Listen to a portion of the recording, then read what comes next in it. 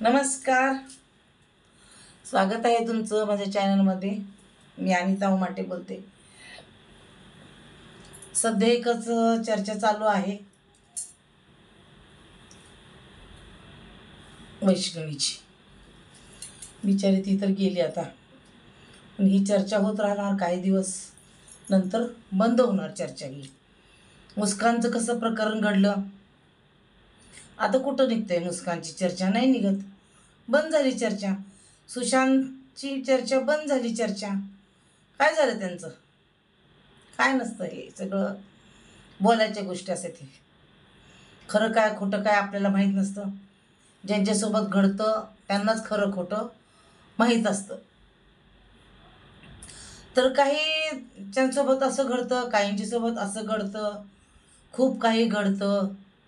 काहींचं शिक्षा मिळते, काहींचं नामनिशाण मिटून जातं, काय नाही. सुशांतजींचं कसं झालं बघा बिचारायचं, काय माहीत नाही त्याचं. तोही आत्महत्या केलेला होता सुशांत सिंग.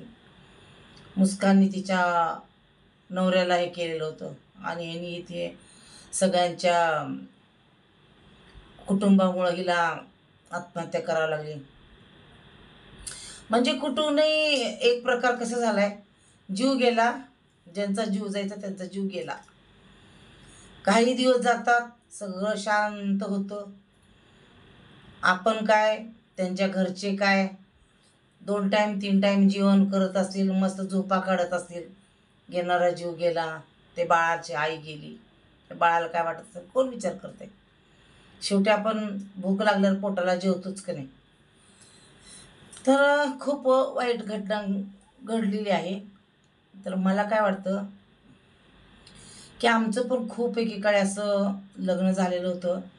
आम्हाला पण सासऱ्यांचा, नवऱ्याचा, दिरांचा त्रास होतो, करत होते ते पण आपल्याला त्रास. पण कसं आहे, एवढा त्रास ह्यांच्या एवढा तर नव्हता. आणि जरी त्रास असला तरी ते सांगायचं कोणाला? का आपल्याजवळ मोबाईल होता, का टी व्ही होती, काय होतं, कसं सांगणार? जेव्हा आपले आईवडील भेटतील, आपल्याला आईवडिलाकडे जाता येईल, तेव्हा आपण त्रास झालेला सांगणार. तोपर्यंत खूप काळ निघून गेलेला असणार. मग आपले आईवडील तिथं जाणार, त्यांना बोलणार, असं करत करत करत आपलं आयुष्य निघून गेलेलं असतं. आता एवढं सोशल मीडिया आहे म्हणून हे सगळं बाहेर पडायला लागलेत.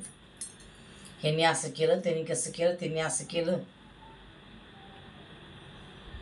आणि शेवटी काही राहत नाही कोणाचं.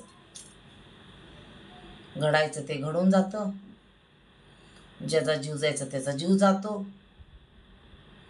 नंतरचे लोक हळूहळू हळूहळू विसरून जातात. रोजचे काम आपले परत रुटीन सुरू होतं त्यांचं. वाईट वाटतं या गोष्टींचं, खूप वाईट वाटते, खूप वाईट वाटते. पण काय करणार ना, काय तर ह्याला मार्ग निघाला पाहिजे. ह्याच्यामध्ये खूप मोठे मोठे नेते, खूप पैसा आहे त्यांच्याकडे. काय करायचं मग सांगा? पैसा देऊ देऊ देऊ ह्या गोष्टी दाबल्या जातात, बाहेरच पडू देत नाहीत ना. म्हणून मुलींनो विचार करून लग्न करा, मुलांनो विचार करून लग्न करा. लग्न करणं नंतर आपला जीव असा फुकटचा आहे का घालवणं?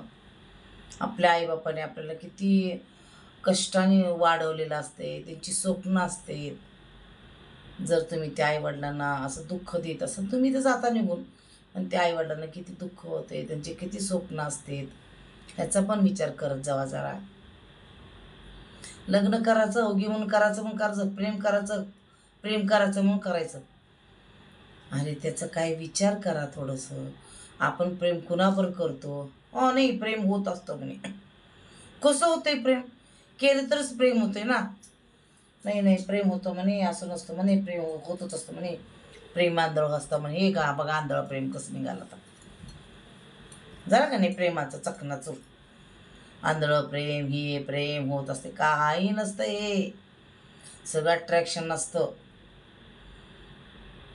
काही नसतं. शारीरिक जे सुख असतं जे मानसिक सुख असतं, आपण म्हणतो प्रेमामध्ये असतं. काही जण शारीरिक सुखासाठी करतात. तात्पुरतं सुख मिळालं, नंतर त्या शारीरिक जे सुख असतं ते मिळालं त्यांना, बस तर संपला आता. परत ते दुसऱ्या सुखाच्या शोधात असते. ते पैसा अडका सगळं मिळते त्यांना. कितीही सुंदर आपली बायको राहू दे. एक बाजू झाली. दुसरी बाजू, स्त्रिया खूप खूप त्रास देतात नवऱ्याला, घरच्या लोकांना. काही ठिकाणी खूप वाईट परिस्थिती आहे. काही ठिकाणी मुलं, पुरुष आपल्या बायकोला कंटाळलेला आहे, पण हे बाहेर पडत नाही, वाद नको म्हणून. आणि ह्या बायका इतकी कारस्थानं करतात आपल्या नवऱ्याविषयी, घरातल्या लोकांविषयी. आणि ह्यांना काय वाटतं ह्या बायकांना, की आपण काय केलं तर काय माहीत पडते कुणाला. हे जग आहे ना एवढं पण मोठं नाही आहे ना. कुठंही कुठल्याही भागात जावा, कुठंही जावा, तिथं कोणी ना कोणी ओळखीचं असतं आणि सगळं बाहेर पडतं नंतर. लाजिरवाणी गोष्ट आहे. एकदा माणसाचा जन्म येतो, त्या माणसाचा जन्मासाठी आपण सुखाचा संसार करणे, आपल्या घरातल्या लोकांना, नवऱ्याला, आजूबाजूचा जो परिसर आहे आनंदित ठेवणे आणि चांगलं राहणे, संस्कार चांगलं करणे. नाहीतर आपले संस्कार गेली, ही संस्कृती पण बुडून जाते, सगळंच बुडून जातं आपली. कारण आपण मोठे, आपल्यापेक्षा लहान ते, त्याच्यापेक्षा लहान ते.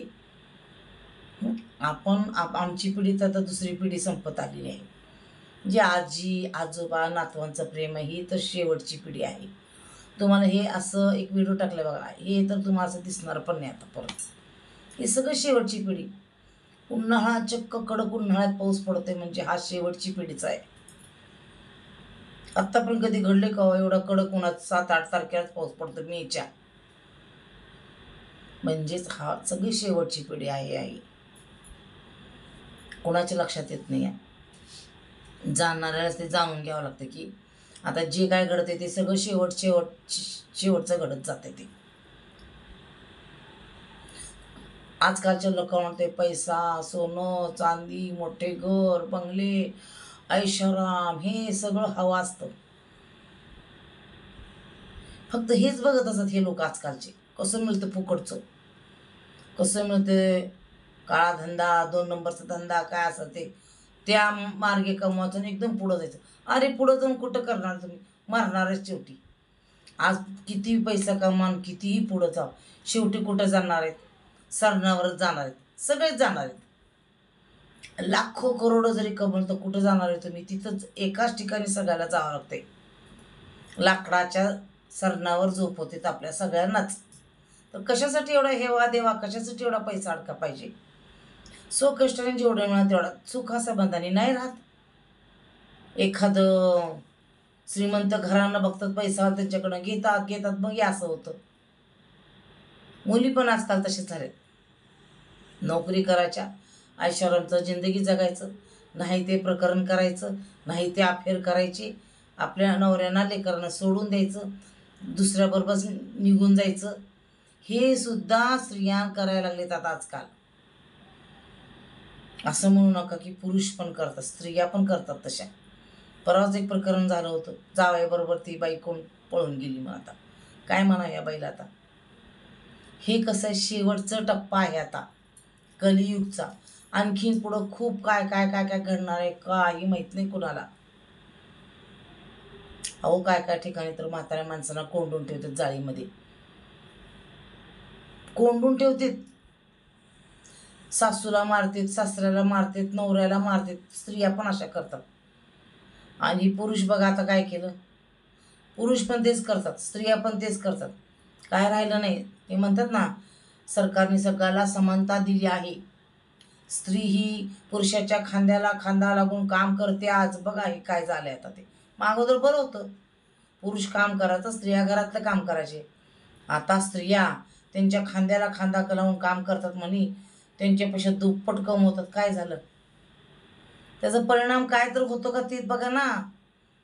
त्याचा परिणाम चांगला होत नाही. या अगोदरची पिढी चांगली होती. तुम्ही कुठेही खेडेगावामध्ये जाऊन विचारा, आजी आत्ताची पिढी चांगली का अगोदरची? ते काय म्हणणार, अगोदरचीच पिढी चांगली होती. नेटवर्क आलं, मोबाईल आला, लॅपटॉप आलं, सगळं आलं. हे आपण 2 मिनटं सुद्धा असं एकमेकांना सोडू शकत नाही. फोनवर याच्यावर व्हिडिओ कॉल करून बोलतो. अगोदर 3-3, 4-4 पत्राची वाट बघत होते खुशालीसाठी. लग्न असलं तर सगळ्यांच्या घरी पत्रिका द्यावं लागत होती अगोदर जाऊन. आता कोण पत्रिका सुद्धा बनवत नाहीत. एक पत्रिका बनवतात, व्हॉट्सअपला सगळ्यांना पाठवून देतात. झालं, आमंत्रण आलं आणि तुम्ही स्वतःहून लग्नाला या. काय रे देवा तुझी लीला, काय चाललंय हे सगळं? थांबणार तर नाही. शेवटची पिढी असंच चालणार पुढं. आणखीन खूप काय काय होणार आता. ज्या आरती कडक उन्हाळ्यामध्ये पाऊस पडतोय एवढा मोठा, त्या आरती बघा काय होते आता. तर सगळ्यांनी सावध राहा, नीट व्यवस्थित राहा, व्यवस्थित वागा, सांभाळून घ्या सगळ्यांना. स्वतःची काळजी घ्या, आपल्यासोबत असणारे त्यांची काळजी घ्या. जर व्हिडिओ आवडला तर नक्की सबस्क्राईब करा आणि लाईक करा.